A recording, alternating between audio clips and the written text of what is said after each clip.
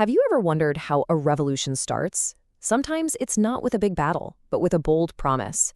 And in the case of the French Revolution, it all kicked off in a very unlikely place, an indoor tennis court. It's an amazing story, and we're going to break down how a group of determined people challenged a king and changed the world forever. So let's set the stage. What happens when a whole country, a powerful nation like France, literally runs out of money? Well, in the late 1700s, this wasn't just a thought experiment. It was reality. France was on the edge of total collapse. And this money problem was the perfect fuel for a revolutionary fire. So how did it get so bad? Well, for starters, the king, Louis XVI, was spending a fortune on wars and living an unbelievably luxurious life. Meanwhile, bad harvests meant there wasn't enough food, and ordinary people were actually starving. But the worst part, the tax system. It was completely upside down. The poorest people paid most of the taxes, while the wealthiest paid almost nothing. To really understand how unfair this was, you have to know how French society was set up. It was divided into 3 groups, or estates. At the very top, you had the first estate, the clergy, and the second estate, the nobles. And then there was the third estate. And who was that? Well, basically everyone else. We're talking doctors, lawyers, merchants, and millions of peasants.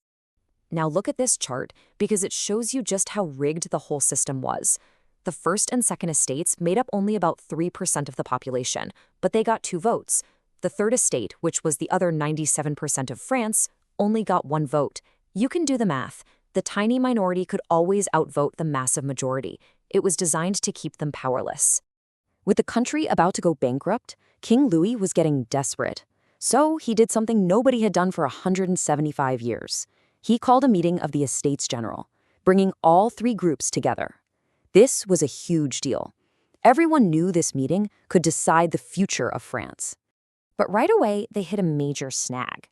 The third estate came in and said, hey, this voting system is ridiculous. We should vote by head. 1 person, 1 vote. That sounds fair, right? Well, the king and the nobles wanted to keep the old system that gave them all the power. And on this point, neither side was willing to budge. So, after weeks of arguing with no progress, the third estate realized that playing by the old rules was a losing game. So they decided it was time to change the rules themselves. On June 17th, they did something incredibly bold, something that completely changed the game. They just declared that they were no longer the third estate. From now on, they were the National Assembly. Now, this wasn't just a new name. This was them saying, we represent the French people, and we are the ones who will make the laws for this nation.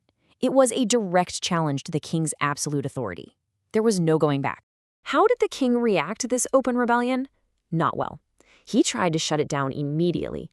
When the members of this new National Assembly showed up for their meeting, they found the doors to the hall were locked and blocked by royal guards.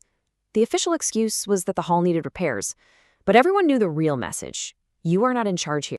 So what do you do now?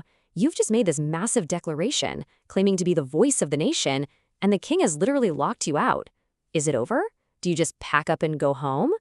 Absolutely not. This only made them more determined, and things started to happen fast. I mean, really fast. The Estates General first met in May. By June 17th, the National Assembly was created. And just 3 days later, on June 20th, something historic was about to happen. Instead of giving up, the members of the National Assembly marched through the streets of Versailles, looking for any place they could gather. And they found one, a large, empty, indoor tennis court. It definitely wasn't a fancy meeting hall, but it was a space where they could stand together. And there, inside that tennis court, they all took a solemn oath. They raised their hands and swore they would not give up. They would not stop meeting until they had written a brand new constitution for France. So what is a constitution? Just think of it as a rule book for the government. It lays out what the government can and cannot do, and crucially, it protects the rights of the citizens. In the country where the king's word had always been law, this idea was, well, revolutionary. When King Louis found out about this, he was furious. He showed up, ordered them all to go home, and demanded they go back to the old way of doing things.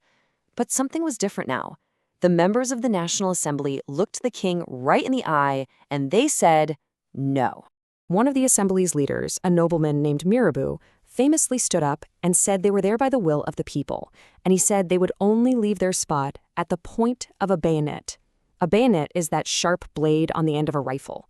He was basically saying, "You'll have to use deadly force to make us leave." The king was stuck. What if he ordered his soldiers to move in and they refused to fire on the people's representatives? He was also scared of massive riots breaking out in Paris. So he did the only thing he could do. He gave in. In a shocking turnaround, he ordered the clergy and the nobles to go and join the National Assembly. It was an incredible victory for the common people. The tennis court oath was truly the moment the French Revolution caught fire. It was the first real act of defiance against the king's total power.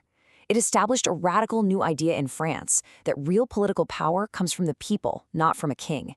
It united everyone and led directly to the famous Declaration of the Rights of Man, a document that inspired people all over the world.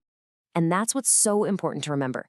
This idea that people have a right to stand up to their government and demand a say in how they're ruled, that idea was cemented in a tennis court more than 200 years ago. So the question for us is, where do we see the spirit of that promise alive in the world today?